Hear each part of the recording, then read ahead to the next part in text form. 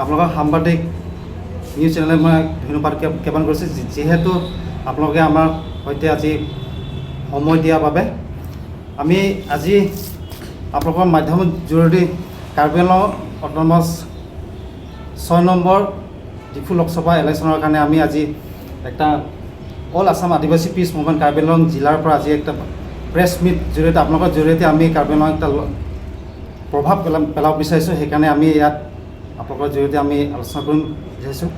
আমি সেইদিনাখন যোৱা 7/4/2024 আমি honourable dynamic leader Karbi Anglong doctor Tuliram ছাৰক আমি এখন পত্ৰ তাত দাখিল কৰা হৈছিলে।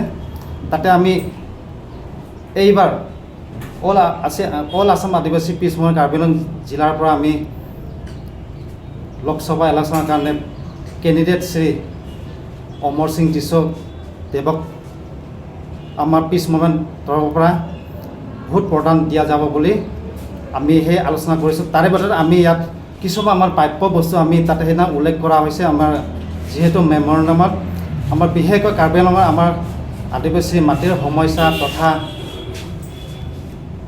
আমাৰ কাৰ্বি আংলং অট'নমাছ MECৰ এইবিলাক বিষয় তথা আমাৰ জব কিছুমান চাকৰি বাকৰি তথা আমাৰ ঠিকা ঠকলিবিলাক, আৰু যিহেতু ইয়াত বিশেষকৈ আমাৰ কাৰ্বি আংলঙৰ অকণমান অসুবিধা হোৱাৰ কাৰণে PGR VGR লেণ্ডৰ বিষয় তাত পুনৰ হস্তান্তৰ কৰিবৰ কাৰণে তেওঁলোকে আমি সেইদিনাখন উল্লেখ কৰা হৈছিলে।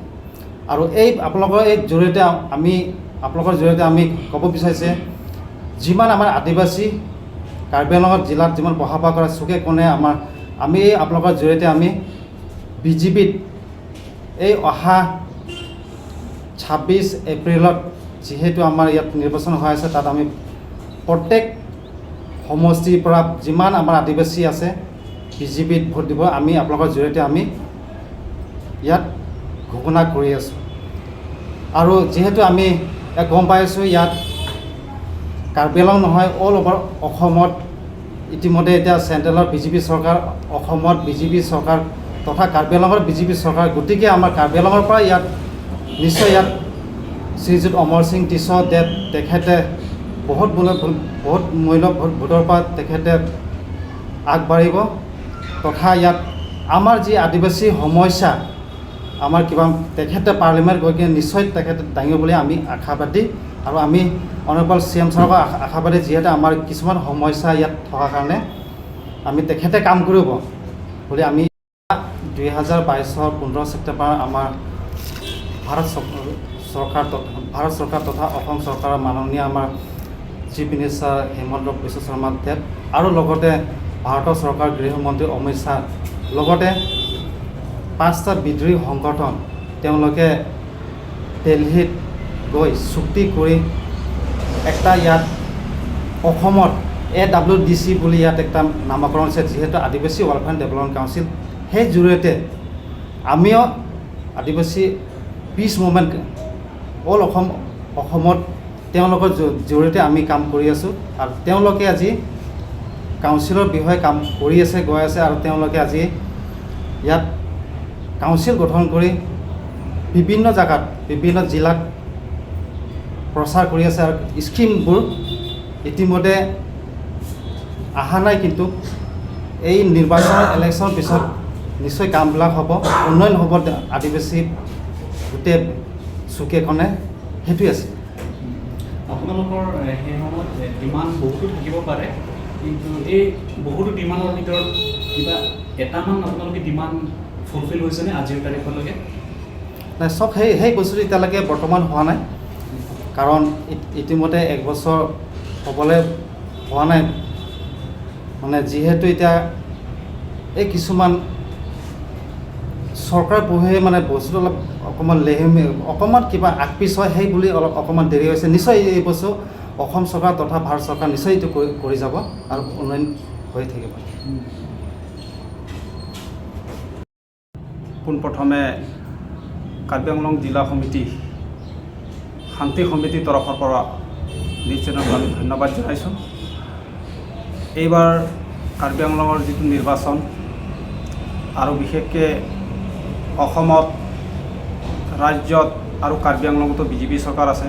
সেয়েহে আমি বিজেপি চৰকাৰৰ ওপৰত আস্থা আৰু ভৰসা ৰাখি আৰু আমি যোৱা 7/4/2024 তাৰিখে আমাৰ এইবাৰৰ কেণ্ডিডেট সন্মানীয় শ্ৰীযুত অমৰ সিং টিছু ছাৰক লগ কৰিছোঁ আৰু কাউন্সিলৰ যিজন ডাইনেমিক লিডাৰ আমাৰ ডক্টৰ তুলিৰাম ৰহাং ছাৰকো লগ কৰি আমি মেমৰেণ্ডাম এটা দিছিলোঁ।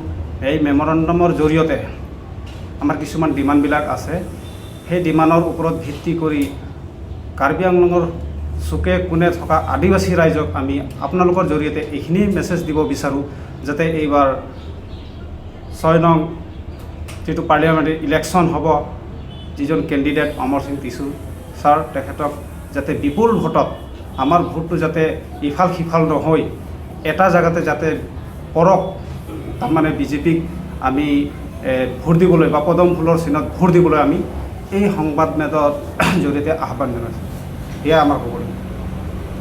এই আছে, আপোনালোকক দেখুৱাই দিম। আপোনালোকক প্ৰয়োজন হ'লে আপোনালোকে ফটো ৰাখিব পাৰে। মানে সদ্যহতে আমাৰ যিবিলাক মূল দাবী, মাটিৰ পট্টা, তাৰপিছত যিটো PGR VGR থকা আমাৰ আদিবাসী ৰাইজৰ যিখিনি ইলেকশ্যন হ'ব বুলি আমি ইতিমধ্যে গম পাইছোঁ, যাতে আমাৰ পূৰ্বৰ পৰাই আমাৰ আদিবাসী ৰাইজে বহি আছে, যদিও ইলেকশ্যন হয় তেওঁলোকৰ পুনৰ সংস্থাপনৰ ব্যৱস্থা কৰিব লাগে। এইখন মেমৰেণ্ডামৰ আৰু বিভিন্ন মানে চাকৰি বাকৰিৰ ইত্যাদি ঠিকা ঠুকলিৰ পৰা মানে সৰু সুৰা বহুতো সমস্যা আছে। এই সমস্যা গোটেই আমাৰ মেমৰেণ্ডামত আছে আৰু আশা কৰোঁ এই চৰকাৰৰ জৰিয়তে আমাৰ আদিবাসী যিখিনি প্ৰব্লেমছখিনি আছে সেই প্ৰব্লেম নিশ্চয় ছাকচেছফুল হ'ব বুলি আমাৰ বিশ্বাস আৰু আমি আশা কৰোঁ। সেই ইয়াৰ ওপৰতে ভিত্তি কৰি আমি এই প্ৰেছ মিটৰ জৰিয়তে আমাৰ আদিবাসী ৰাইজক আমি ভোট দিবলৈ বিজেপি চৰকাৰক তথা পদম ফুলৰ চিনত আহি থকা 26 তাৰিখত যিটো 26 এপ্ৰিলৰ যিটো নিৰ্বাচন হ'ব, এই নিৰ্বাচনত সকলোকে আদিবাসী ৰাইজক কাৰ্বি আংলঙৰ আমি পদম ফুলৰ চিনত ভোট দিবলৈ আমি অনুৰোধ জনাইছোঁ। আপোনালোকে মেমৰেণ্ডাম দিয়াৰ সময়ত CEM আপোনালোকক কি কৈছে, আশ্বাস কি দিছে আপোনালোকক?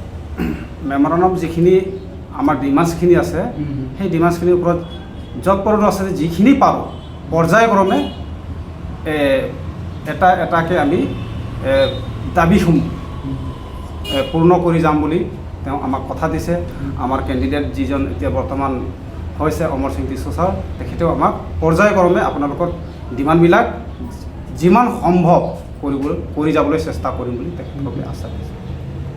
সেই আশাত আপোনালোকে মানে বিজেপিক হয় হয় নিশ্চয় আমি আশাবাদী। আৰু যিহেতুকে ৰাজ্যত